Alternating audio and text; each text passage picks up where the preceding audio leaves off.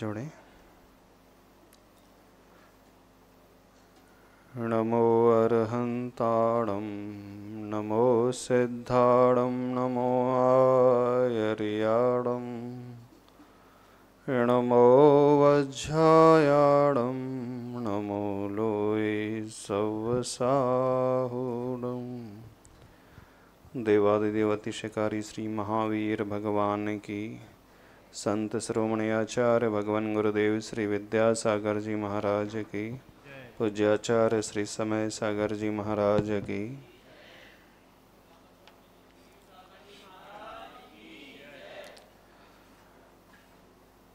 आज प्रातःकाल रेवा तट पर बैठकर के हम सभी लोगों ने कुछ अभ्यास किया था।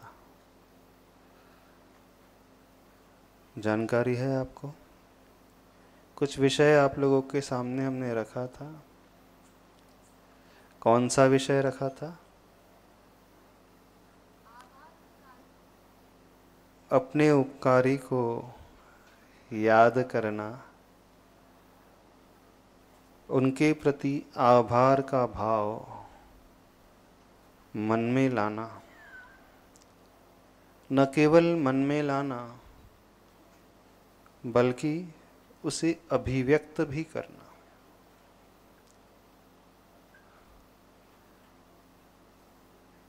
हमारा जीवन सिर्फ स्वयं पर आश्रित नहीं रहता है। मनुष्य एक बेल की भांति होता है। लता जो होती है, देखिए लता, कौन सी लता देखी है आप लोगों ने? बेल, लौकी की बेल, तोरई की बेल। मनी प्लांट देखा होगा आपने? हाँ। मनी प्लांट कैसे बढ़ता है? अपने बल पर बढ़ जाता है? नहीं। मनी प्लांट को ऊपर उठने के लिए एक सहारे की आवश्यकता होती है। कौन से सहारे की आवश्यकता होती है? रस्सी से बांध दिया जाता है अथवा बांस के चारों ओर उसकी बेल धीरे धीरे बढ़ने लगती है। अब मनी प्लांट की रस्सी जिस दिशा में होगी वह बेल उस दिशा में बढ़ती है। ऐसे लौकी की बेल होती है, तुरई की बेल होती है। देखिए आपने लौकी सब्जी देखी कैसे उगाई जाती है? नहीं देखी? तुरई सब्जी मालूम है तुरई क्या होती है? लौकी अलग है, तुरई अलग है। हाँ। कितने लोगों ने उसके प्लांट को देखा है? लौकी के प्लांट को कैसे बढ़ता है लौकी की प्लांट? उसका तना रहता है कोई, जैसे आम का पेड़ होता है उसका विशाल तना होता है, बरगद का वृक्ष होता है, पीपल का वृक्ष होता है, उसकी शाखाएं मोटी मोटी होती हैं। लेकिन मनी प्लांट है, तुरई की बेल है, लौकी की बेल है, इनकी शाखाएं नहीं होती हैं, न इनका तना होता है। वो बहुत लता कोमल होती है, वह अपने बल पर कभी भी ऊपर नहीं चढ़ सकती। यदि उसे ऊपर की ओर बढ़ना हो तो उसे आश्रय की आवश्यकता होती है। तो घर में मनी प्लांट के ऊपर वाले पत्तियों के नीचे रस्सी बांध करके उसे ऊपर की मंजिल तक कील से बांध दी जाती है। देखा ना? अब उसको रस्सी का आश्रय मिल जाता है तो वो ऊपर बढ़ने लगती है, अथवा उसे एक बांस का आश्रय मिल जाता है तो वो प्लांट ऊपर की ओर बढ़ता है। ठीक ऐसे ही मनुष्य भी है, हम और आप हैं। जब हमारा जन्म होता है, मनुष्यों के बच्चों को पालने के लिए माता पिता की आवश्यकता हो। पशु के जो बच्चे होते हैं उन्हें ज़्यादा आवश्यकता नहीं होती है। हिरण के बच्चे जो होते हैं, जन्म लेते ही वो उछल कूद करने लगते हैं, दौड़ने लगते हैं। कभी जंगल गए हो आप लोग? जू गए हो? जू जू का अर्थ जानते हो? जहाँ प्राणी बंद रहते हैं। कितने लोगों ने जू विजिट किया है? कहाँ पर? इंदौर में किया है। आपने बायोलॉजी पढ़ी है? नहीं पढ़ी?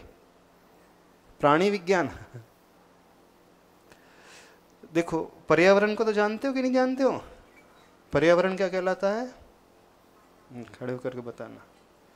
हाँ, कॉर्डलेस लेकर के बोलना। नमोस्तु गुरुदेव। पर्यावरण का अर्थ हमारे आसपास के वातावरण में होने वाली समस्त गतिविधियों का अध्ययन करना होता है। हाँ, तो समस्त गतिविधियाँ कौन कौन सी गतिविधियाँ होती हैं? लाइक जैसे ये जो पेड़ है, हवा चलेगी तो ये हिलने लगते हैं। हाँ, जीवों का एक स्थान से दूसरे स्थान तक भ्रमण करना। हाँ, तो पर्यावरण में क्या क्या आते हैं जानते हैं? पर्यावरण में पृथ्वी आती है, मिट्टी आती है, जल आता है, अग्नि आती है, आकाश आता है, वायु आती है, जंगल आते हैं। जितने भी पंचभूत कहे जाते हैं वे सब पर्यावरण में आते हैं, है ना? आप लोग उनका सही उपयोग करते हो कि दुरुपयोग करते हो? सदुपयोग करते हैं। सदुपयोग ज़्यादा करते, दुरुपयोग ज़्यादा करते हो? सदुपयोग जहाँ तक हो सकता है सदुपयोग ही करते हैं। अब जैसे किसी बगीचे में जाते हो घूमने के लिए, बैठे बैठे पेड़ को उखाड़ करके फेंकते होंगे, नहीं। पत्तियों को तोड़ देते होंगे, नहीं। है ना? अब आप किसी सरोवर के निकट जाते, जैसे नदी के निकट गए थे, क्या करते हैं? अब पानी ही है, उस पर पत्थर फेंकते रहते हैं अथवा पानी उलीचते रहते हैं, है? अब आपको स्नान करना है तो कितने पानी से स्नान करते हैं? कितनी क्वांटिटी? 1 बाल्टी 2 बाल्टी की शावर के नीचे बैठ जाते हैं। जितना आवश्यक होता उतना उपयोग में लाते हैं कि बहाते चले जाते हैं? जितना आवश्यक होता है उतना ही उपयोग में लाते हैं। अच्छा, जैसे भोजन करना है तो जितना आवश्यक होता है थाली में उतना ही लेते हैं कि ज़्यादा लेकर के वेस्ट भी कर देते हैं? जितना आवश्यक होता है उतना ही थाली में लेते हैं। अब देखना, पर्यावरण हमारे जीवन में बहुत उपयोगी होता है। अब हम जो बात कर रहे थे, मनुष्य एक ऐसा प्राणी है जो स्वयं के बल पर नहीं आगे बढ़ सकता। मनुष्यों के जो बच्चे होते हैं उनके पालन पोषण करने के लिए हमें गार्जियन की आवश्यकता पड़ती है, माता पिता की आवश्यकता पड़ती है। पर पशु के जो बच्चे होते हैं उन्हें ज़्यादा देखभाल की आवश्यकता नहीं पड़ती है। जैसे हिरण के बच्चे हैं, पैदा होते ही वो भागने लगते हैं। गाय के बच्चे जो होते हैं 1 आध 2 महीने में वो अपने पैरों पे खड़े होकर के सब कुछ काम करने लगते हैं। वातावरण में रहने वाले जितने भी जीव जंतु हैं, कुत्ते बिल्ली आदि हैं, जन्म होते ही कुछ दिन में सब कुछ खड़े हो जाते हैं। लेकिन मनुष्य के बच्चों के साथ, छोटे बालक के साथ ऐसा होता है? नहीं होता। जो जितना कीमती होता है उसे उतने ही ध्यान रखने की आवश्यकता होती है। जी। मनुष्य की कीमत सबसे अधिक होती है, मनुष्य सबसे ज़्यादा वैल्यूएबल होता है। तो उसे आगे बढ़ाने के लिए, उसकी केयर करने के लिए उतने ही हमें बारीकी से ध्यान रखना पड़ता है। मनुष्य के बच्चों को यदि इसे छोड़ दिया जाए तो उनका मरण हो जाएगा। पशु पक्षी के बच्चे 1-2 दिन में सब कुछ करने लगते हैं, वो जी लगते हैं। प्रकृति ने उनकी ऐसी व्यवस्था की है। अब देखना, हमारे साथ, आपके साथ क्या है कि हमें उस आश्रय की आवश्यकता होती है। कदम कदम पर हमें आश्रय की आवश्यकता होती है। जैसे हमने सवेरे इस विषय को आपके सामने रखा था, पानी के बिना हम जीवित नहीं रह सकते। पानी का उपयोग हमारे लिए न केवल शरीर में पीने के लिए आता है, बल्कि हर क्रिया के लिए पानी चाहिए आपको। स्नान करने के लिए, कपड़ों को धोने के लिए, जगह को साफ करने के लिए। कितना पानी यूज़ करते हैं आप दिन भर में? कभी गेस किया, अंदाज लगाया? नहीं। सोचिए कितना पानी यूज़ करते हैं। एक बाल्टी से आप नहाते हैं, एक बाल्टी से, और कितना पी लेते हैं? 25 से 30 लीटर पानी मिनिमम। ये तो उसे दिखने में आता है, डायरेक्टली वो कंज्यूम करता है, उपयोग लाता है, और कुछ ऐसा है जो इनडायरेक्ट आप यूज़ करते हो। जी। जिस फैन के पास आप बैठे हो वो बिजली कहाँ से जनरेट हो रही है? पानी से। तो मनुष्य कदम कदम पर दूसरों पर आश्रित रहता है। पानी पे उसका जीवन टिका हुआ है, वायु पे उसका जीवन टिका हुआ है, वनस्पतियों पर उसका जीवन टिका हुआ है, भोजन के लिए उसे वनस्पतियाँ चाहिए, सब कुछ चाहिए। इनके बिगैर हम एक दिन भी अधिक से अधिक जी नहीं सकते। यदि ये ना हो तो हमारा मरण हो जाएगा। जब इनकी उपयोगिता हम समझेंगे कि वो कितने उपकारी हमारे ऊपर होते हैं, तो हमारे मन में एक भाव पैदा होना चाहिए, जिन्होंने अथवा जिस पर्यावरण ने आपको जीवन दान दिया है, आपने बदले में उन्हें क्या दिया है? बताओ। कुछ भी नहीं दिया अभी तक तो। पर्यावरण को? हाँ, पर्यावरण को कुछ दिया है? नहीं, कुछ नहीं दिया। अच्छा, कितने बच्चों ने अपने जीवन में वृक्षारोपण किया है, प्लांटेशन किया है? कितने बार? एक ही बार, जब स्कूल वाले टीचर लेके गए होंगे किसी दिन। नहीं। तो घर पर अपने जन्म दिवस पर भी किया था। क्या पौधे में, गमले में पौधा लगा लेते थे तुलसी का? नहीं, घर के पास जगह थी, वहाँ पर कोई भी वृक्ष नहीं था, तो वहाँ पे मैंने एक छोटा सा पौधा लगाया था। विद्यालय में भी करवाते हैं विद्यालय में? जी जी। विद्यालय में करवाते हैं। देखना, हम कितने वृक्षों को समाप्त कर देते हैं अपने जीवन काल में, और कभी हम वृक्षों को अभयदान नहीं देते, जीवन दान नहीं देते। अब वृक्ष लगा करके कदाचित हम एक कार्य कर सकते हैं, लेकिन जल के उपकार को हम कैसे चुकाएंगे? बताओ। जल ने हमारे ऊपर उपकार किया है, जल का उपकार तो हम नहीं चुका सकते, लेकिन जल है उसे व्यर्थ होने से जरूर बचा सकते हैं। एक संकल्प लेना चाहिए हर बच्चे को, हर जीव को, हर व्यक्ति को, कि हम कभी भी कोई भी अननेसेसरी एक्टिविटी नहीं करेंगे। उसे कहा जाता है अनर्थ दंड नहीं करना। अननेसेसरी यानी जो आवश्यक नहीं है, अनावश्यक क्रियाएं, अनावश्यक जल आदि का उपयोग, अनावश्यक मिट्टी का उपयोग, अनावश्यक भोजन है, अनावश्यक पेड़ पौधे हैं, अनावश्यक लाइट। कितनी लाइट का उपयोग करते हैं आप? जितनी आवश्यकता होती है कि फैन ऑन है तो ऑन ही रहता है? नहीं, जितनी आवश्यकता होती है। लाइट चालू है तो चालू ही रहती है। हमें विद्यालय में भी सिखाया जाता है कि यदि हमारे विद्यालय में वंदना होती है और हम जब कक्ष में आते हैं, उसके बाद वंदना में जाते हैं, तो हमारे जो आचार्य दीदी हैं उन्होंने हमें सिखाया है कि वंदना कक्ष में जाने से पहले सभी स्विच बंद कर देना चाहिए, पंखे के, लाइट के। अच्छा, वो तो स्कूल में हो जाता है, घर में? घर में भी करते हैं। हाँ। अच्छा, मोबाइल यूज़ करते हैं? जी। कितना यूज़ करते हैं? आवश्यक कि अनावश्यक? आवश्यक, क्योंकि हमारे घर में सही से बोल रहे हैं सभी लोग। आवश्यक यूज़ करते हैं कि अनावश्यक यूज़ करते हैं? आवश्यक। सही से बोल रहे हैं आप? जी, आवश्यक। अनावश्यक रूप से नहीं देखते? नहीं, क्योंकि हमारे घर में एक ही मोबाइल है, और जब पिताजी बाहर जाते हैं तो वो उसे ले जाते हैं, और जब वो घर पर आते हैं तो जो आवश्यक कार्य रहते हैं उन्हें ही पूरा करने में समय बीत जाता है नहीं इस कारण, जिस दिन हो जाएगा तो नहीं, जब तक वस्तु नहीं है तब तक आवश्यक रूप से। और जिनके पास है, जैसे बच्चे लड़के लोग हैं,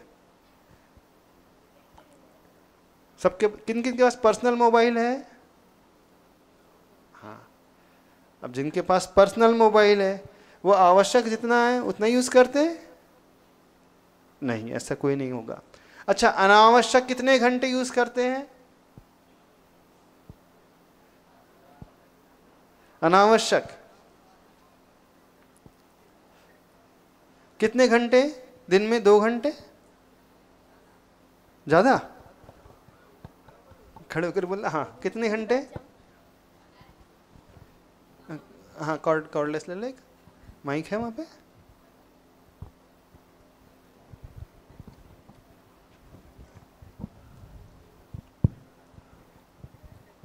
नमस्ते गुरुदेव। अनावश्यक जब तक डाटा खत्म ना हो जाए। अच्छा, 1.5 GB डाटा जब तक खत्म ना हो जाए जियो का, हाँ। तब तक करते रहते हो। हाँ। नहीं है तो जियो को, मुकेश अंबानी को फायदा हो जाएगा। हाँ। इसका ना फायदा होना नहीं देना चाहते। हाँ। वाह, कितने घंटे में खत्म हो तो 1.5 GB डाटा। अच्छा, कितने बच्चे वेब सीरीज देखते हैं? ईमानदारी से उठे करना, हाँ था वेब सीरीज। क्या देखते हो उसमें? कौन सी सीरीज है, क्या रहता है, कौन सी मूवीज? कुछ अच्छी मूवीज होती है उसमें? अच्छी तो हार्डली 1-2 मूवी होती होगी, बाकी इधर उधर की हिंसात्मक, इधर उधर की वल्गर पिक्चर होती हैं। ऐसी कॉमेडी है, ऐसी इसमें वर्डिंग्स होती हैं, ऐसी गालियाँ उनमें प्रयोग में आती हैं, ऐसे उसमें दृश्य होते हैं, ऐसे उसमें सेंटेंसेस होते हैं जो रियल लाइफ में कोई भी अपने ज़िंदगी में उपयोग में नहीं लाता है। आप उस दृश्य को देखते हो, उससे सुनते हो। अब एक बात समझने की कोशिश करना, जब हम कोई भी क्रिया, प्रश्न भी मोबाइल का नहीं है, अननेसेसरी करने लगेंगे तो हमारी मेंटलिटी, जो मानसिकता है, फिर हमेशा के लिए वैसे ही बनते चली जाती है। जैसे आप पानी का उपयोग कर रहे हैं, अनावश्यक रूप से बहाने लगते हैं, बिजली का उपयोग अनावश्यक रूप से करते हैं, मोबाइल का उपयोग अनावश्यक रूप से। अब आपका माइंड जो है वो तैयार हो चुका है इस प्रकार से कि नहीं, मुझे इसी प्रकार से जीवन जीना है। तो ऐसा व्यक्ति अपने जीवन में कभी प्रोग्रेस नहीं कर पाएगा, क्योंकि जीवन के सबसे प्रीशियस टाइम को, सबसे कीमती समय को वो अनावश्यक में ही वेस्ट कर देगा। इसलिए क्योंकि उसकी आदत बन चुकी है। एक बार ये हैबिट में आ गई तो फिर से कोई नहीं बदल सकता। तो सबसे ज़्यादा पाप यदि किसी से होता है, कौन सी क्रियाओं से होता है? आवश्यक क्रियाओं से नहीं होता है, जिसका कोई मीनिंग होता है, पर्पस होता है, उससे नहीं होता है। सबसे ज़्यादा पाप होता है अनावश्यक क्रिया से। अब देखो, आपको एक छोटी सी स्टोरी बताते हैं। जैन शास्त्रों में एक बहुत अच्छी कहानी आती है। एक बहुत बड़ा समुद्र है, वहाँ उस समुद्र के भीतर एक बहुत बड़ा मगरमच्छ रहता है। मगरमच्छ की 5 इंद्रियाँ होती हैं, वो देख भी सकता है, कान भी होते हैं, उसका मुख भी होती है, नाक भी होती है, स्पर्शन इंद्रिय, और उसका मन भी होता है। तो जो मगरमच्छ होता है एक स्वयंभू रमण समुद्र में, वो बहुत बड़ा होता है। जब वो सोता है तो उसका मुख जो है खुला रहता है ऐसा, और सोते समय क्या होता है, उसके मुंह में कई मछलियाँ आती हैं और निकल जाती हैं, क्योंकि उसकी नींद लगी रहती है तो उसको होश ही नहीं रहता। अब उसी मगरमच्छ के कान में एक छोटा सा मच्छ रहता है जिसका आकार तंदुल के बराबर है।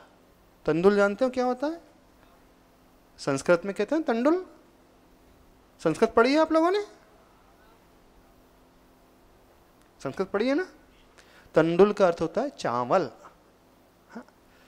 तो उस मत्स्य का जो साइज रहता है चावल के दाने के बराबर छोटा सा, तो इस कारण उसका नाम ही है तंदुल मत्स्य। अब उसकी भी आँख है, उसका भी मन है, वो उसके कान में रहता है। जैसे हमारे कान में छोटे छोटे जीव जंतु हो जाते हैं ना, तो उस मगरमच्छ के कान में एक छोटा सा मत्स्य रहता है, उसका नाम है तंदुल मत्स्य। वो सब ये दृश्य देखते रहता है। वो क्या देखता है कि ये मत्स्य सो रहा है मगरमच्छ, इसके मुख में इतनी सारी मछलियाँ आ रही हैं और ऐसी चले जाती हैं। अब इस दृश्य को देखकर कि वो बार बार ये सोचता है, बोले कैसा बेवकूफ़ मगरमच्छ है, इतनी सारी मछली जो है इसके मुख में प्रवेश कर गई और ऐसे ही निकल गई। बोले इसकी जगह यदि मैं होता तो एक भी मछली को नहीं छोड़ता, सारी मछली को मैं अंदर ही कर लेता। जैसे ही मैं सोता और मुख में मछली प्रवेश करती तो मुख बंद कर लेता, तो जितनी मछली मुख में थी सारी पेट में चली जाती। पर ये बड़ा बेवकूफ़ मगरमच्छ है, ऐसे ही मछली आती हैं और निकल जाती हैं। वो तंदुल मत्स्य कितना छोटा रहता है? चावल के दाने के बराबर। उसका शरीर बहुत छोटा है। अपने वास्तविक जीवन में, रियल लाइफ में उसकी क्षमता ही नहीं है कि किसी मछली को खा सके, क्योंकि मछली बहुत बड़ी बड़ी होती हैं और वो छोटा सा जीव है। पर वो विचार क्या करता है, यदि इसकी जगह मैं होता तो क्या सोचता है वो, एक भी मछली को नहीं छोड़ता। हमेशा प्रतिदिन यही सोचते रहता है, और इस सोच के परिणाम के कारण मर करके वो 7वें नरक में जाकर के पैदा होता है। जो मगरमच्छ मछली खाता है, हिंसा करता है, जीवों का घात करता है, वो तो 7वें नरक में पैदा होता ही है। लेकिन जो तंदुल मत्स्य है, जो अपनी जिंदगी में कभी एक मछली को नहीं खा पाया, वो 7वें नरक जाकर के पैदा हो गया। जानते हो क्यों पैदा हो गया? जानते हो क्यों पैदा हो गया? उसके माइंड में ये विचार चल रहा था, यदि मैं इसकी जगह होता तो एक को भी नहीं छोड़ता।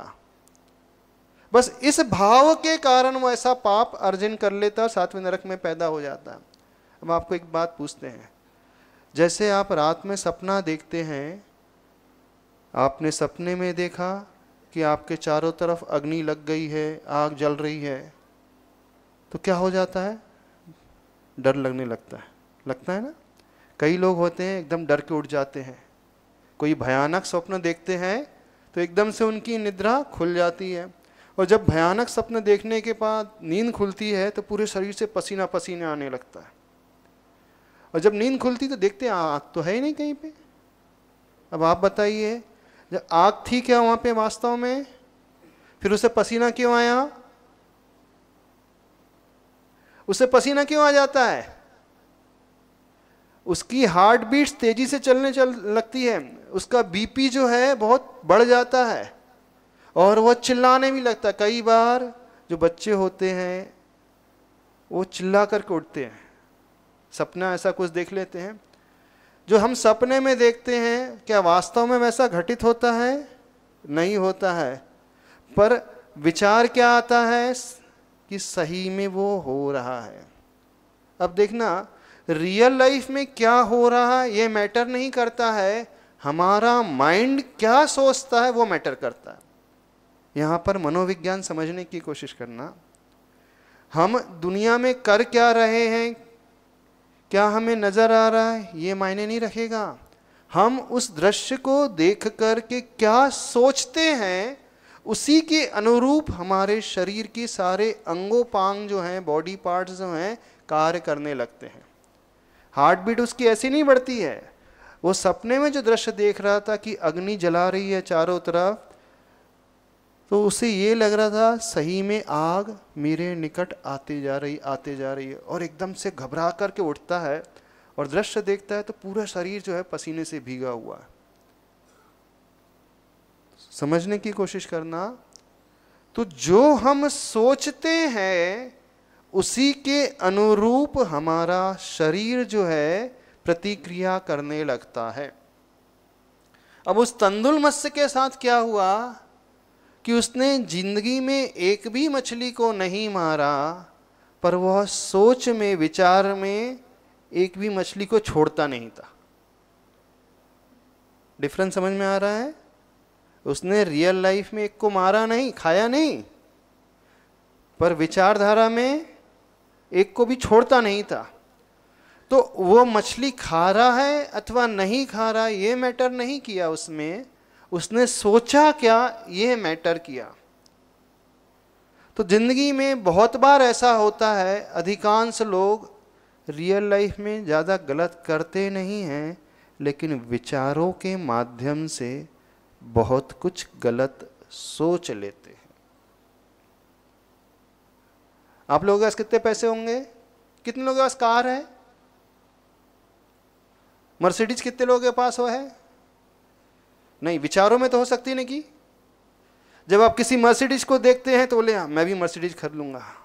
जब आप विराट कोहली को सिक्स मारते देखते हैं और वो आउट हो जाता है तो आप क्या सोचते हैं, यदि मैं उसकी जगह होता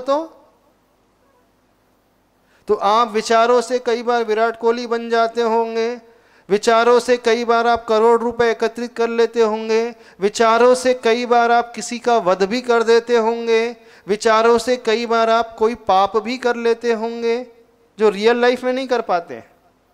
विचारों से जब आप मोबाइल देखते हैं तो कई दृश्य को देख करके गलत विचार भी पैदा कर लेते होंगे, पाप कर लेते हैं ना मन से।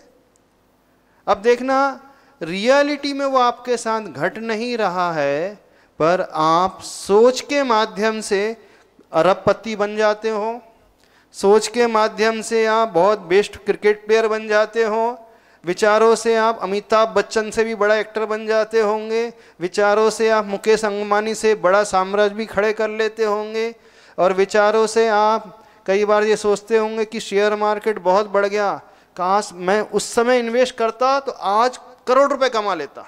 छोटे नहीं बड़े भी ऐसे करते होंगे कई। सोने का क्या भाव चल रहा है? 80,000 रुपये। हाँ, अब कई लोग सोचे होंगे पिछले साल तो 55,000 चल रहा था, काश मैंने उस समय खरीद लिया होता 2 तोला सोना तो आज कितना कमा लेता।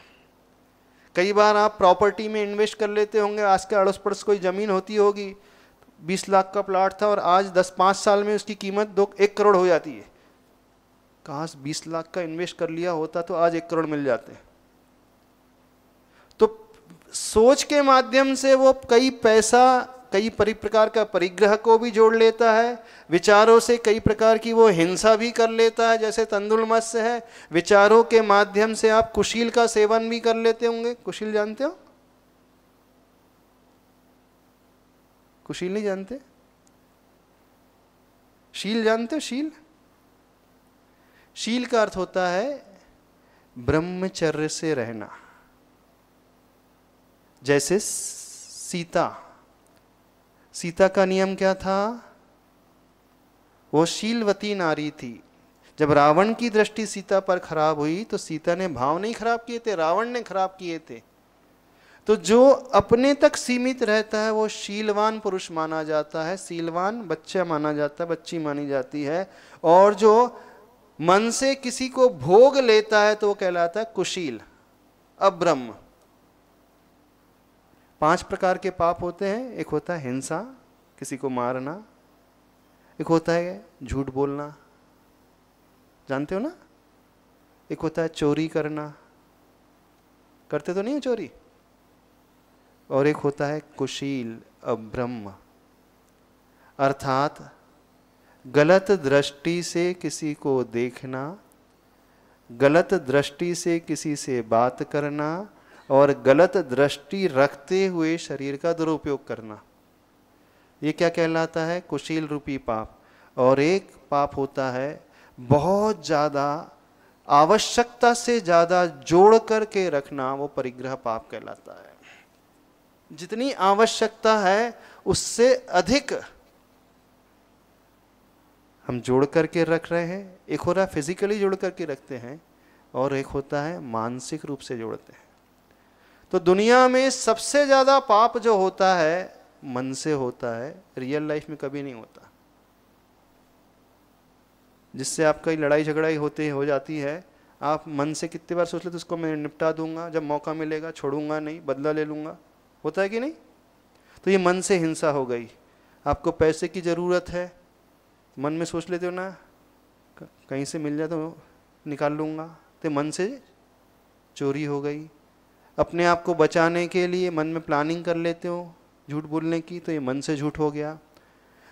आप कोई मोबाइल में मूवी देखते हो, दृश्य देखते हो, तो ये मन से कुशील का सेवन हो गया किसी की व्यक्ति के प्रति। इन द सेंस जो लड़के होते हैं लड़की के प्रति गलत भाव ला लेते हैं, लड़कियां लड़कों के प्रति गलत भाव ला लेते हैं, तो मन से कुशील हो गया। और जितनी आपको नीड है, ज़रूरत है, उनसे अधिक जोड़ करके रखना, ये परिग्रह रूपी पाप है। तो वो तंदुल मत्स्य, जब हम उदाहरण बता रहे थे, कहानी सुना रहे थे, यानी उस मगरमच्छ के कान में रहने वाला छोटा सा मत्स्य जिसका नाम क्या है? तंदुल मत्स्य, वो जाकर के मर के 7वें नरक में पैदा होता है।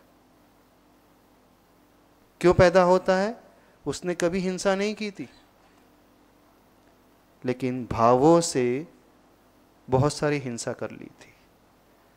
तो जीवन हमारा मुख्यतः जैसी हम सोच बनाते हैं उसके अनुसार बनता है।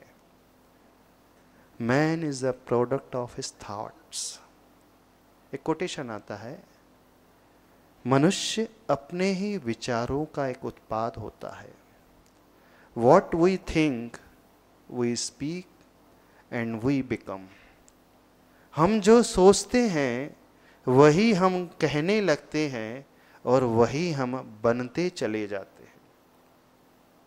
हमारा व्यवहार हमारे ही विचारों का एक उत्पाद होता है। जो हमारी थॉट प्रोसेस अर्थात विचारधारा होती है, उसी विचारधारा के अनुरूप हमारा व्यवहार बनता है, और जो हमारा व्यवहार बनते चले जाता है उसी के अनुरूप हमारी आदतें बनती चली जाती है, हमारी हैबिट बनते चली जाती है। कभी आपने देखा है घर की छत पे पीपल का पौधा उग जाता है? पुराने जो मकान होते हैं वहाँ पे पीपल देखा है? कितने लोगों ने देखा है? धीरे धीरे वो पीपल जो छत पर उगता है, जहाँ उसे मिट्टी नहीं है मिलती, ना मिट्टी है ना पानी है, फिर भी वो पीपल का जो पौधा उगता है धीरे धीरे उसकी जड़ें जो है नीचे की ओर आने लगती है। जब वो पौधा उगता है उसमें 4 ही पत्ती आई हैं, 6 पत्ती आई हैं, तो उसे हाथ से उखाड़ा जा सकता है? कोई भी उखाड़ लेगा हाथ से? ज़्यादा ताकत लगेगी?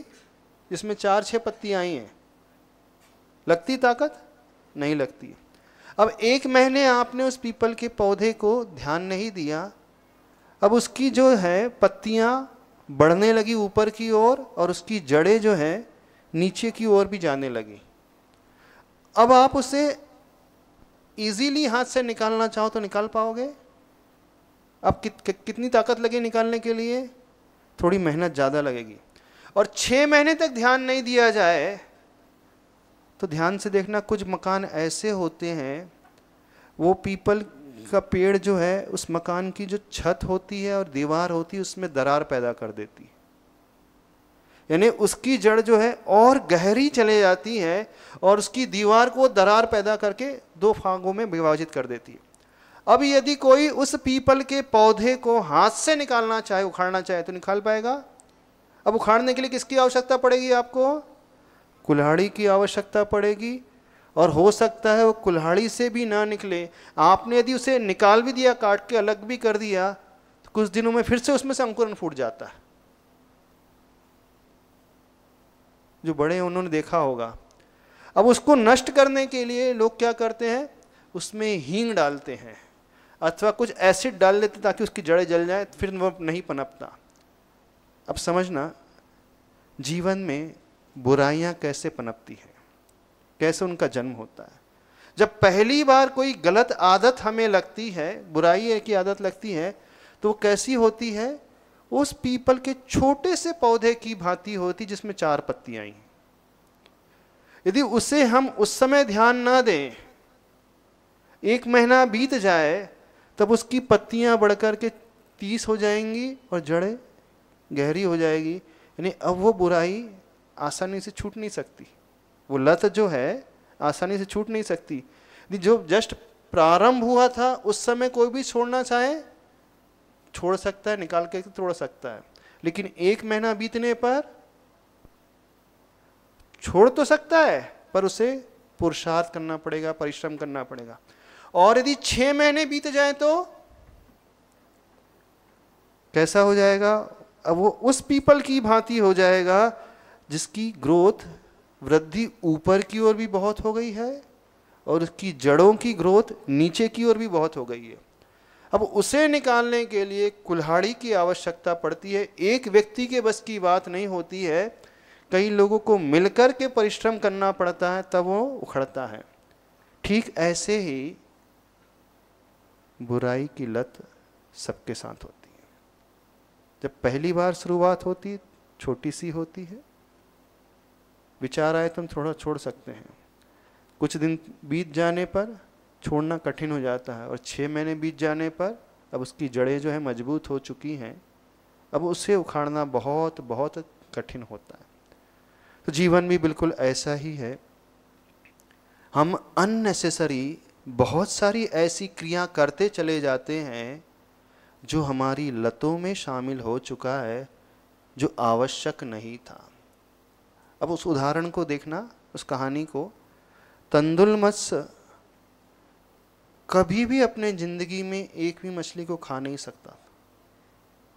ऐसे ही आप में से बहुत सारे ऐसे लोग होंगे जो तंदुल मत्स्य की भांति जीते होंगे। मैं विराट कोहली होता तो इतने स्कोर कर लेता, मैं आमिर खान होता, उसकी जगह मैं होता तो ये पिक्चर ऐसी हो जाती, मैं वहाँ पर इन्वेस्टमेंट करता तो आज वो कर लेता, यदि प्राइम मिनिस्टर की जगह मैं होता तो ऐसा ऐसा कर लेता। सोचते हो कि नहीं? मैं होता तो, यदि हम आपसे कहें एक निबंध लिखना है, यदि मैं ऐसा होता तो डैश डैश डैश, लिख पाओगे निबंध? एक आपको होमवर्क दे रहे हैं, एक निबंध लिखना है, यदि मैं ऐसा होता तो डैश डैश डैश। अब ऐसा में सब लगाना है। मैं बेस्ट क्रिकेट प्लेयर होता तो, मैं मुकेश अंबानी होता तो, मैं मुख्यमंत्री हो जाता तो, मैं एमपी सांसद हो जाता तो, मैं प्रधानमंत्री हो जाता तो, मैं कोई क्रिकेट प्लेयर हो जाता तो, मैं हीरो हो जाता तो, हीरोइन हो जाता तो। आप दिन भर में क्या क्या बन जाते हो भावों से, विचारों से? हाँ, लड़के लोग बताएंगे क्या क्या बनते हो, क्या क्या बनते हो। हम ये बातें इसलिए बता रहे हैं, सबसे ज्यादा पतन जो होता है अननेसेसरी विचार से, अननेसेसरी शब्दों से, अननेसेसरी क्रियाओं से, जिसे कहा जाता है अनर्थ की क्रियाएं। अननेसेसरी मीन्स अनावश्यक, अनर्थ, जो कोई प्रयोजन नहीं रखती हमारी लाइफ में। आप कभी सचिन तेंदुलकर नहीं बन सकते, आपको पता है। आप कभी मुकेश अंबानी नहीं बन पाओगे, आप कभी मर्सिडीज नहीं ले पाओगे, लेकिन भावों से आपने कई मर्सिडीज ला ली होंगी, कई बार आपने क्रिकेट मैच खेल लिए होंगे, कई पिक्चर में एक्टिंग कर ली होगी, कई बार आप प्रधानमंत्री भी बन गए होंगे, कई बार आप करोड़पति भी बन गए होंगे, कई बार आप तंदुल मत्स्य भी बन गए होंगे, बने होंगे नहीं? अब वो तंदुल मत्स्य मर करके कहाँ जाता है, कहाँ पैदा होता है? सातवें नरक। बेचारे ने वो सजा पाई जिस पाप को उसने फिजिकली कभी किया ही नहीं था, जिस गलती को उसने फिजिकली रियल लाइफ में किया नहीं था, सिर्फ सोचा था। तो हम कई बार ऐसी वैसी कई बातें सोच लेते हैं जिसका ना सिर होता ना पैर होता, और सबसे ज्यादा एनर्जी जो वेस्ट होती है अननेसेसरी थॉट प्रोसेस में। अब कोई व्यक्ति यदि ये संकल्प ले ले कि मैं अननेसेसरी क्रिया नहीं करूंगा, ना विचारों से, ना शब्दों से, ना शारीरिक रूप से, तो वो बहुत सारे पापों से बच जाएगा। अब आप बगीचा घूमने जा रहे हो, अननेसेसरी पत्तियां तोड़ करके फेंकते रहते हो। नदी के पास जा रहे हो, बैठे हैं, पानी उलीचते रहते हो, फेंकते रहते हो, उसी को गंदा करते रहते हो। आपको भोजन इतना सा करना है, एक पैकेट खरीदा, पॉलीथीन लिया, पैकेट लिया, फेंक दिया। जो व्यक्ति, जो बच्चे पॉलीथीन बैग यूज करते हैं, वो कई बार गौ माता के हिंसा के पापी माने जाते हैं। आपने जो पॉलीथीन बैग्स फेंके हैं, गाय के पेट में जाकर के 20-20 किलो का वो वजन निकलता है और उनका मरण हो जाता है। उसका पाप जानते हो किसे लगेगा? किसे लगेगा? आप कुरकुरे का पैकेट लेके फेंकते होंगे, चिप्स का पैकेट लेकर के फेंकते होंगे, बिस्किट का पैकेट लेकर के फेंक देते होंगे। वही आते ना, कागज के तो आते नहीं, वो खाते तो होंगे। जंक फूड तो खाते हैं कि नहीं ये बच्चे लोग? अच्छा, कौन हमें डिफरेंस बताएगा junk food and fast food में क्या डिफरेंस होता है? नाम सुना है जंक फूड और फास्ट फूड? कौन सा बच्चा बताएगा कि जंक फूड किसे कहते हैं और फास्ट फूड किसे कहते हैं?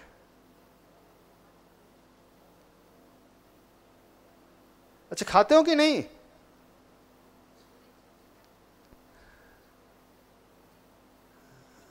माइक से बोलना।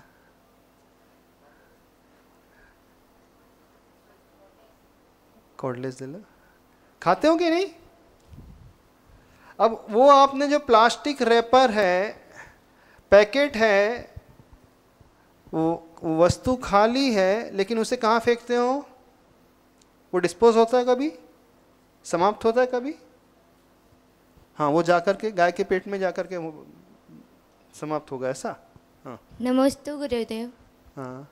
जंक फूड का अर्थ होता है कचौड़ी, समोसा, चिप्स, पिज़्ज़ा, बर्गर, ये सब जो आदि चलते हैं वो, और फास्ट फूड जो घर का बना खाना होता है। नहीं, ऐसा नहीं। जंक फूड वो होता है जो पैक्ड फूड आता है, लंबे समय से जो पैक्ड रहता है, यानी वेफर्स हैं, चिप्स हैं, बिस्किट्स हैं आदि जो हैं, जिसकी कैलोरीज वैल्यू तो बहुत होती है लेकिन न्यूट्रिशनल वैल्यू कुछ नहीं होती है। और फास्ट फूड जो होता है, जैसे सैंडविच है, पिज़्ज़ा है, तुरंत इजीली तुरंत फास्ट प्रिपेयर जो हो जाता है वो फास्ट फूड हो जाता है। और जंक फूड जो पैक्ड आइटम होता है, जितने भी आप कुरकुरे आदि खाते हैं, कैंडीज़ है, कैंडी बार है, चॉकलेट्स हैं, ये सब जंक फूड होते हैं। वो इतने समय तक 6 महीने तक सुरक्षित रहते हैं। क्यों सुरक्षित रहते हैं? क्योंकि उसमें ऐसे प्रिजर्वेटिव डले हुए होते हैं और वो प्रिजर्वेटिव आपके बॉडी में चले जाते हैं और उसी से सबसे ज़्यादा आज वर्तमान में बीमारी हो रही है, कैंसर की बीमारी। उसमें न्यूट्रिशन कुछ नहीं मिलता आपको, उसमें सबसे ज़्यादा शुगर कंटेंट रहता है और फैट होता है, शक्कर की मात्रा रहेगी। कैंडीज़ है, चॉकलेट है, उसमें शक्कर रहेगी। और जो चिप्स है, पोटैटो आलू की चिप्स है, केले की चिप्स है, और जो कुरकुरे आते हैं, क्या क्या आता है, बहुत सारे नाम तो हमें पता ही नहीं, क्या क्या आता है, बोलो बोलो, बता, हमें तो आइडिया नहीं है। मैगी है, ये फास्ट फूड में आएगा। यानी जो भी पैक्ड आइटम होता है वो जंक फूड होता है। वो सबसे ज़्यादा नुकसानदेह शरीर के लिए और अननेसेसरी आप टेस्ट के कारण खा रहे हैं, अनर्थ रूप से अपना ही अपकार कर रहे हैं, उपकार नहीं कर रहे हैं, अपकार कर रहे हैं। उससे जानते हैं कौन कौन सी बीमारी होती है? मोटापा की बीमारी होती है, कैंसर की डिसीज़ होती है, उससे टाइप 2 डायबिटीज़ होने लगता है, उससे कार्डियोवास्कुलर की शिकायत यानी हार्ट की समस्या, कोलेस्ट्रॉल उससे बढ़ता चला जाता है। एक होता है LDL, लो डेंसिटी लिपोप्रोटीन, जिससे हार्ट अटैक की संभावना ज़्यादा हो जाती है। तो ये जो जंक फूड से होता है, इससे है सबसे ज़्यादा अनिद्रा की समस्या होती है। अच्छा, कितने लोग यहाँ पे मांस खाते हैं, नॉनवेज? स्कूल में नहीं, घर पे? गाय वगैरह का तो नहीं खाते होंगे? बकरी का, चिकन? अच्छा, कोई नहीं खाता चिकन वगैरह, एग वगैरह? फिश नहीं? अच्छा, इनडायरेक्ट। अब जितने भी आपके फ्राइड जंक फूड्स होते हैं वो किस में फ्राई किए जाते हैं पता है आपको? कौन से फैट में फ्राइड किए जाते हैं? मैक्सिमम एनिमल फैट्स में फ्राइड किए जाते हैं। जानवरों की चर्बी में गाय की चर्बी जो होती है, बकरी की, भैंस की चर्बी जो होती है, मछली की जो ऑयल निकलता है, क्योंकि उनकी चर्बी सबसे सस्ती होती है, वो 20 रुपये किलो मिलेगी। अब दूसरा तेल लेने जाओगे, वेजिटेबल ऑयल लेने, दूसरा ऑयल मूंगफली का तेल है, वो 80 रुपये 100 रुपये तक। अब जितने भी हैं, और ज़्यादा है, क्या रेट है हमको? 200 रुपये हो गया? हाँ, 200 रुपये वॉट एवर। और वो हार्डली 20, 25, 30 रुपये के। तो मैक्सिमम जो भी आते हैं वो पशुओं की चर्बी में फ्राई किए हुए, तले हुए आते हैं। आप लोग तो कह रहे थे आप खाते नहीं है नॉनवेज। अच्छा, डायरेक्ट नहीं खाते हैं, समझदार हो, इनडायरेक्ट खाते हैं। कैसे शाकाहारी हो? जिनसे आपको जीवन मिल रहा है, जिन्होंने आपके ऊपर उपकार किया है, उनको आपने क्या दिया है? गाय ने आपके ऊपर उपकार किया है, प्रकृति ने आपके ऊपर उपकार किया है, आपने प्रकृति को क्या दिया है? आप हर जगह अनर्थ की क्रिया सबसे ज्यादा करते हैं, करते हो ना? मन से अनर्थ सोचते हो, वचन से अनर्थ का प्रयोग करते हो, शरीर से अनर्थ का प्रयोग करते हो। तो कितने तंदुल मत से बैठे हैं यहां पर?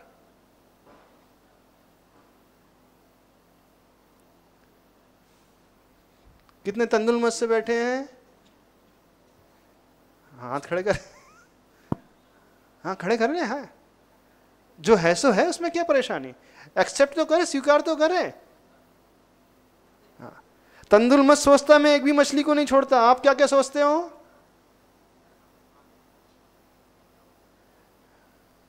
हिंसा में आप बन जाते हो, झूठ बोलने में आप बन जाते हो, चोरी करने में बन जाते हो, कुशील में आप बन जाते हो, अननेसेसरी एक्टिविटीज में आप बन जाते हो, और इसका फल बिल्कुल वैसा ही होगा। कहने का अभिप्राय ये है, हम पहले विभाजन करना सीखें। जीवन में हमारे हाथ में क्या है, हम कितना कर सकते हैं, और कितने हम ख्वाब देखते हैं। कौन से? मुंगेरी लाल के हसीन सपने कि शेख चिल्ली के? शेख चिल्ली का नाम सुना है? तो बहुत सारे लोग, जैसे वो तंदुल मस्कार थे, वही शेख चिल्ली, अथवा मुंगेरी लाल के हसीन सपने। जिंदगी में, वास्तविक जीवन में वो कुछ कर नहीं पाता, करता नहीं है, लेकिन सपनों में वो क्या क्या बन जाता है।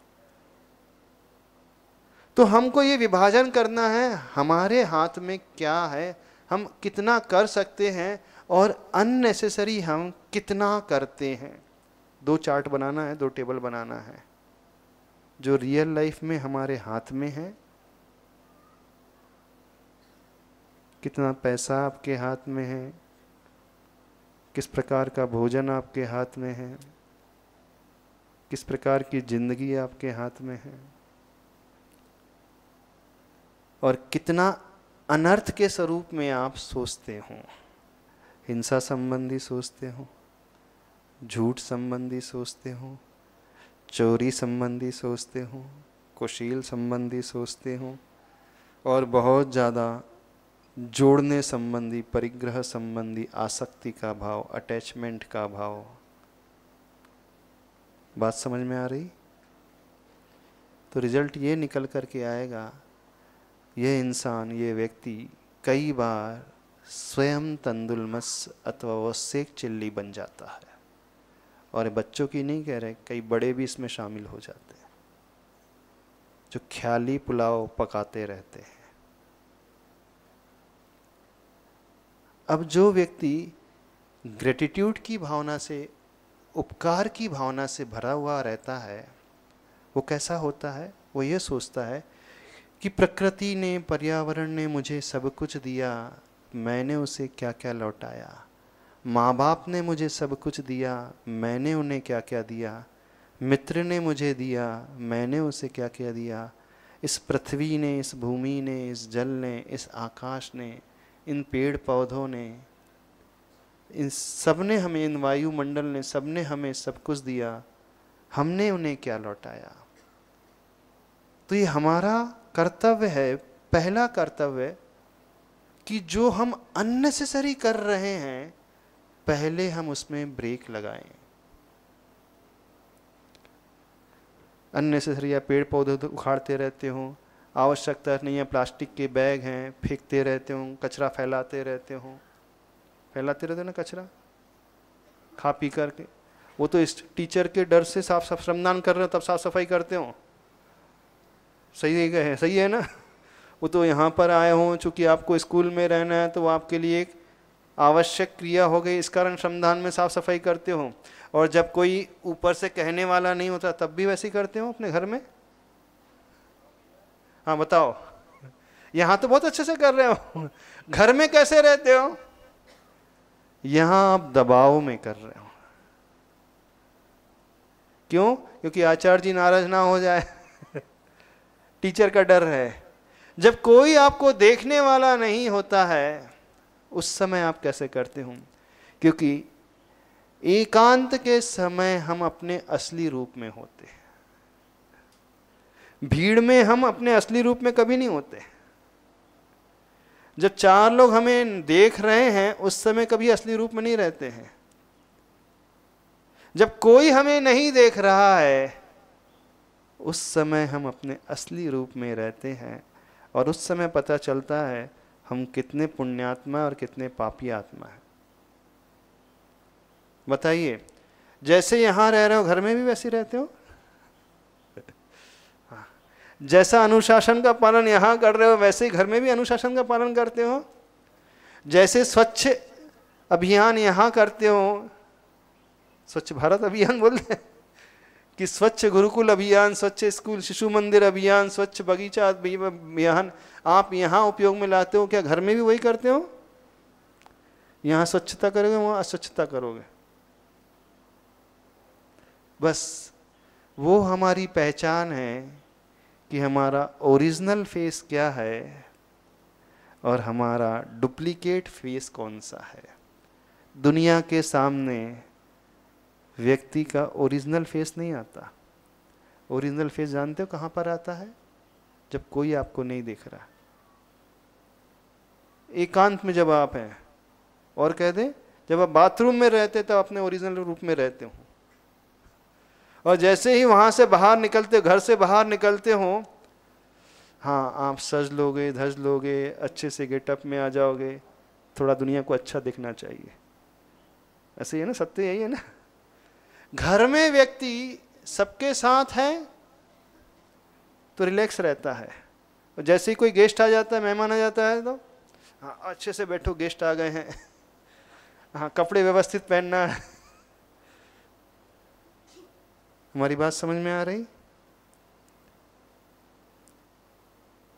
तो एक संकल्प, अनर्थ की क्रिया ना मन से करें, ना वचन से, न काय से।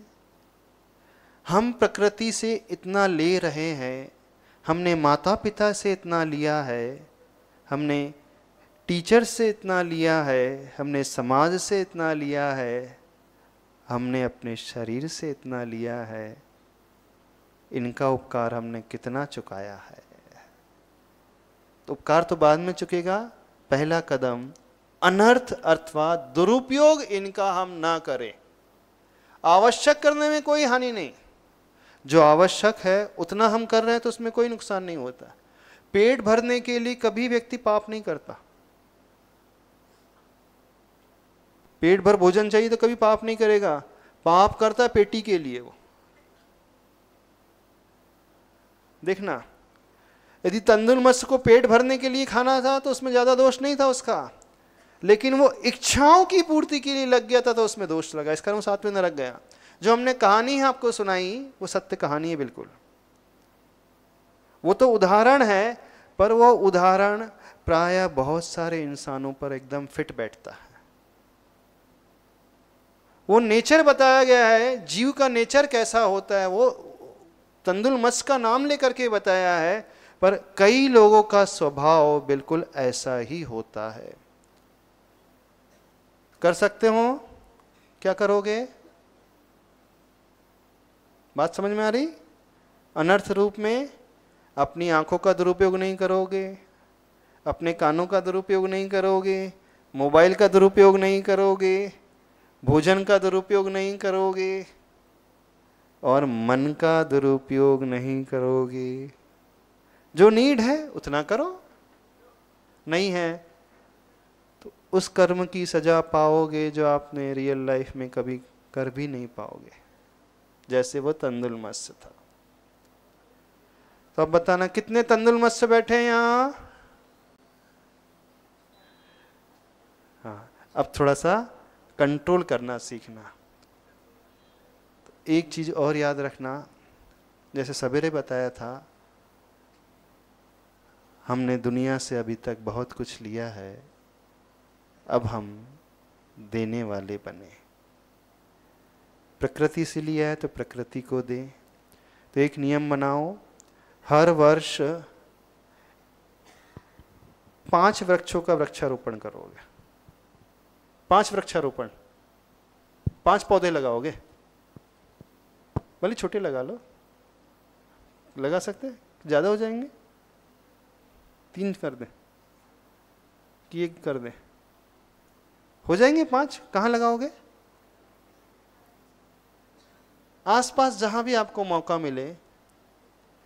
प्लास्टिक का दुरुपयोग नहीं करना। कभी भी जंक फूड खाकर के प्लास्टिक के बैग को इधर उधर फेंकना नहीं है तो आपको गो हत्या का पाप लगेगा, मान करके चलना। गौ माता की हत्या का पाप इनडायरेक्ट लगेगा, क्योंकि आप इतने सारे प्रतिदिन 1-1 प्लास्टिक का बैग फेंक रहे हो। साल भर में कितने हो जाएंगे वो? 300 350 हो जाएंगे। अब वो इतने सारे 1-1 गाय यदि खाएगी तो क्या हालत हो जाएगी बेचारे की। गाय खा लेती है, बकरी खा लेती है, आप घर की रोटी है, सब्जी है, सब्जी के छिलके हैं प्लास्टिक की थैली में बांध करके फेंक देते हैं, बाहर फेंक देते हैं ना। जो बचा हुआ है वेस्टेज क्या करते हैं, छोटा सा पॉलीथीन बैग आता है, उसी में सब्जियां आती हैं, तो उसी में बांधा और फेंक दिया। अब गाय के पास हाथ तो नहीं खोल करके खाने के लिए, तो बैग का बैग खा लेती है और सीधा उसके पेट में चला जाता है। आप दूध है लेकर के आते हैं, पैकेट खोला फेंक दिया। कहां आप प्रकृति के साथ खिलवाड़ नहीं कर रहे।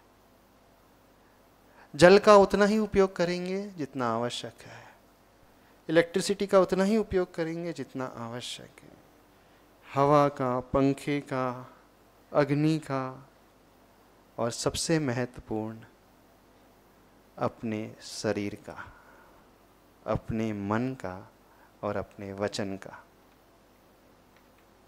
कोई डाउट है? कुछ पूछना तो नहीं है?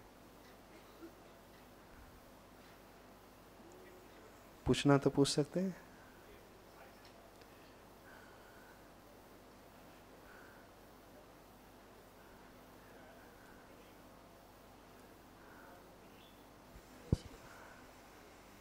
नमस्तु। हाँ, वो आँखों के बारे में पूछना था। हाँ बोलिए। वो आँखों की रोशनी वो मद्दी हो रही ना, ये मोबाइल की वजह से। हाँ, आंखों की रोशनी मद्दी हो रही है, तो क्यों मोबाइल यूज करते हो तुम?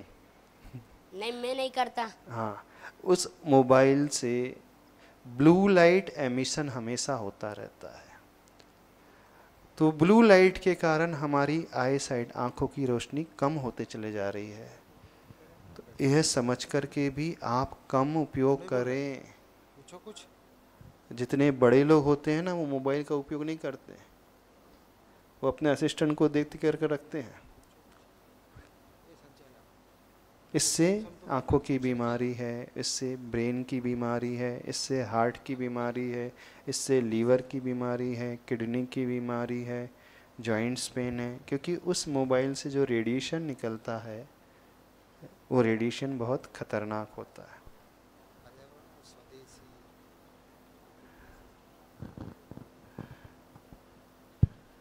और कुछ पूछना है? डर तो नहीं लग रहा है यहाँ पर? हाँ, कुछ सीख करके जाना जिंदगी में। हाँ? नमस्ते गुरुजी। हाँ, हम अपने मन को काबू में कैसे रख सकते हैं? मन को काबू में रखने का एक तरीका होता है, सबको एक मंत्र की जाप 108 बार हमेशा देना चाहिए।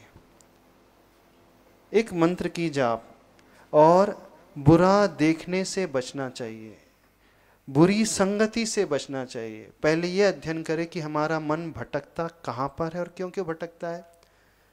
तो जो हम बात करेंगे, जिन दोस्तों के साथ रहेंगे, दिन भर जो चर्चा करेंगे, खाली टाइम में बैठेंगे तो वही याद आएगा। तो आपकी संगति देखें कैसी है, आप मोबाइल में क्या क्या सुनते हैं और क्या क्या देखते हैं। तो पहले उसमें से बुरा कंटेंट फिल्टर कर दें, अच्छा कंटेंट देखने का संकल्प लें। अपने फ्रेंड सर्कल को व्यवस्थित बनाएं और प्रभु की भक्ति अच्छे से करें, एक मंत्र का जाप करें और अपनी डेली एक्टिविटी बढ़ाएं। थोड़ा सा 5 मिनट का हम ध्यान करना शुरू करें। ध्यान करते बस गहरी सांस लेकर ओम का उच्चारण भी करोगे तो बहुत अच्छा होगा। ये तरीका यदि आप अपनाओगे और बड़ों से हमेशा मार्गदर्शन लेते रहे, क्योंकि मन का स्वभाव हमेशा भटकने का है, मन कभी स्थिर नहीं रहता है। तो हम जो समझदार लोग हैं उनसे मार्गदर्शन लेंगे तो हम उसे संयमित कर पाएंगे, कंट्रोल में रख पाएंगे। ठीक है। नमस्ते गुरुदेव। आपने बताया और हमें भी पता है कि जो पॉलीथीन है उसका उपयोग हमारे लिए ठीक नहीं है, तो जो हमारी सरकार है वो उस पर बैन क्यों नहीं लगा देती? सरकार जो है कम माइक्रोन वाली उसको तो बैन कर रही है, पर जितना हमारा कर्तव्य है उतना तो हम करें पहले। बहुत बड़े बड़े शहरों में तो कागज़ के बैग्स आने लगे, पेपर बैग्स आने लगे, जूट के बैग्स आने लगे हैं। धीरे धीरे जागरूकता आ रही है, लेकिन हम अपने सिरे से जागरूकता लाना सीखें। हम स्वयं संकल्पित हो जाए कि हम अननेसेसरी उपयोग नहीं करेंगे, और बहुत ज़्यादा आवश्यकता हो तो देख करके उसका प्रयोग करेंगे जिससे किसी की हानि ना हो। जल का भी देख करके प्रयोग करेंगे, इसलिए शास्त्रों में आता है, अभी तो वो बात हमने कही नहीं आपसे, जल छान करके पीना चाहिए, क्योंकि जल में बहुत सारे जीव जंतु होते हैं। रात्रि में भोजन नहीं करना चाहिए, क्योंकि उससे डाइजेशन पावर जो है कमज़ोर हो जाता है। सूर्यास्त होते ही उसमें जैसे अल्ट्रावायलेट रेज नहीं होती है तो उसमें हमारी पाचन शक्ति कमज़ोर हो जाती है। तो विज्ञान ये कहता है, मेडिकल साइंस भी, कि सूर्यास्त के पहले ही भोजन कर लेना चाहिए। अब आप लोग 9 बजे भोजन करते होंगे, डिनर कितने बजे करते हैं? 8, साढ़े 8, 9, और सीधे इसका सो जाते हैं 10 बजे, तो वो पचने के लिए मौका ही नहीं मिलता। भोजन करने के बाद कम से कम 4 घंटे सोना नहीं चाहिए। जब तक सूर्य रहता है उससे जो पराबैंगनी किरणें निकलती हैं वो पाचन तंत्र में बहुत सहयोगी होती हैं। जब तक सूर्य रहता है छोटे छोटे जीवों की उत्पत्ति नहीं होती है। सूर्य का अस्त होते ही कई जीव जंतु उत्पन्न होने लगते हैं। जैसे आपने देखा होगा शाम को जैसी लाइट जलती है पतंगे आ जाते हैं ना, कीड़े आ जाते हैं ना। दिन में लाइट जलती तो नहीं आते, क्यों नहीं आते? क्योंकि सूर्य की किरणें रहती हैं, वो प्रोटेक्टिव एनवायरनमेंट बना करके रखती हैं। सूर्य अस्त होते ही कई ऐसे जीव जंतु उत्पन्न होने लगते हैं, तो वो भी हमारे मुख आदि में चले जाते हैं, तो उससे पाचन तंत्र खराब हो जाता है, बीमारी होने की संभावना होती है। जंक फूड से हमेशा बचना चाहिए। आपको भोजन करना ही है तो फ्रेश फूड खाइए, बढ़िया। बाहर का मना नहीं कर रहे हैं, लेकिन जो ताज़ा हो वो खाना शुरू करें। 3 महीने पुराना, 4 महीने पुराना। अच्छा, कितने लोग घर में बासी रोटी खाते हैं? 3 दिन पुरानी रोटी खाते हैं? 1 हफ्ते पुरानी रोटी खाते हैं? नहीं खाते। कितनी बासी खाते हैं? सेम डे खाते हैं ना, जिस दिन बना उसी दिन खाते हैं। अब वो बिस्किट कितनी बासी है? कितने दिन पुरानी है? 3 महीने पुरानी। अब वो नमकीन है 1 महीने 2 महीने पुराना। और घर में आप नमकीन बनाते कितने दिन चलता है वो? घर में आपने त्यौहार में कोई नमकीन बनाया, सेव बनाया, कितने दिन चलते हैं? 4-5 दिन में। उसके बाद उसमें का टेस्ट खराब होने लगता है। जो बाजार का नमकीन आता है वो 3 महीने तक क्यों सुरक्षित रहता है? तो उसमें इस प्रकार के रसायन केमिकल डाले जाते हैं, जिसे प्रिजर्वेटिव कहा जाता है, तो उसका स्वाद वैसा बना रहता है। पर वो प्रिजर्वेटिव जब शरीर में जाते हैं तो वो उस प्रकार के डिपोजिशन हमारे किडनी आदि में होने लगते हैं, गॉल ब्लैडर में होने लगते हैं, फिर उससे किडनी स्टोन होने लगती है, कैंसर की समस्या होने लगती है। तो क्योंकि ये प्रकृति के विरुद्ध जाकर के कार्य किया जा रहा है। जैसी प्रकृति है जिस वस्तु की, उससे विरुद्ध जाकर के। अब प्रकृति इसकी 4 दिन तक ही सुरक्षित रहने की है, नमकीन की 5 दिन, ज़्यादा से ज़्यादा 1 हफ्ते तक। उसके बाद तो टेस्ट खराब हो ही जाएगा। पर जो पैक्ड जंक फूड आ रहा है वो 3-3 महीने पुराना बना हुआ है, फिर भी खराब क्यों नहीं होता? उसमें कुछ ऐसे हैवी केमिकल डाले जाते हैं जिससे वो टेस्ट खराब नहीं होता, पर कहीं ना कहीं उसके साइड इफेक्ट्स होंगे, तो वो साइड इफेक्ट्स हमारी बॉडी में होते हैं। तो सबसे पहले उस जंक फूड से बचने की कोशिश करें। आपको भोजन करना है, बाहर खाना है, होटल में खाना है तो खा लो, पर वो कम से कम वहाँ तो 1 दिन का ही मिलता है।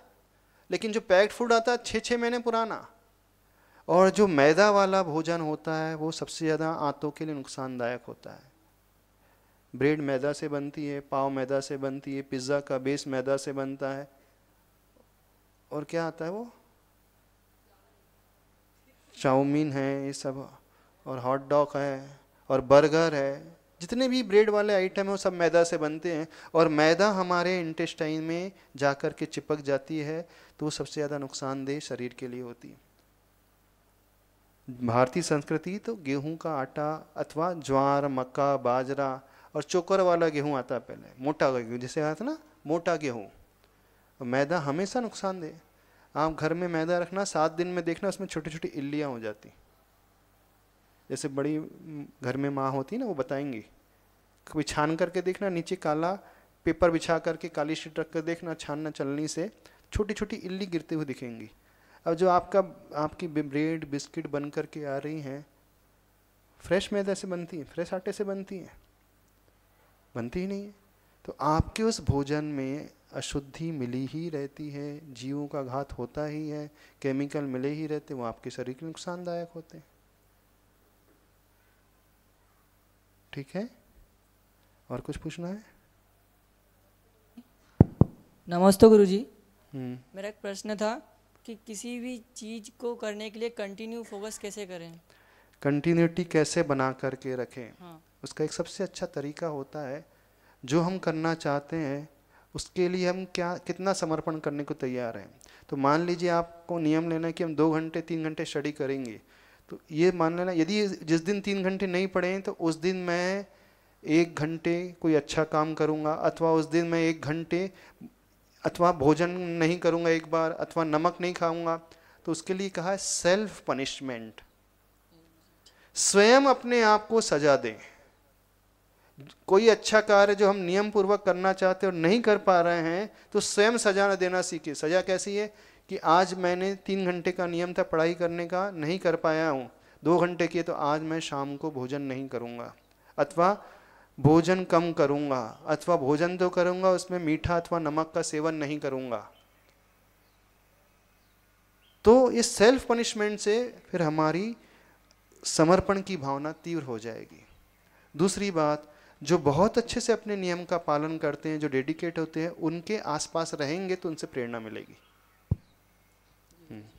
और एक और प्रश्न था कि बैड हैबिट्स को दूर कैसे करें? बैड हैबिट्स को कल बताया था, पहले तो दृढ़ संकल्प होना चाहिए, संगति अच्छी बनाएं, अच्छा साहित्य पढ़ें, और अपने रोल मॉडल को हमेशा देखते रहें, विजुलाइज करते रहें, जी गुरु।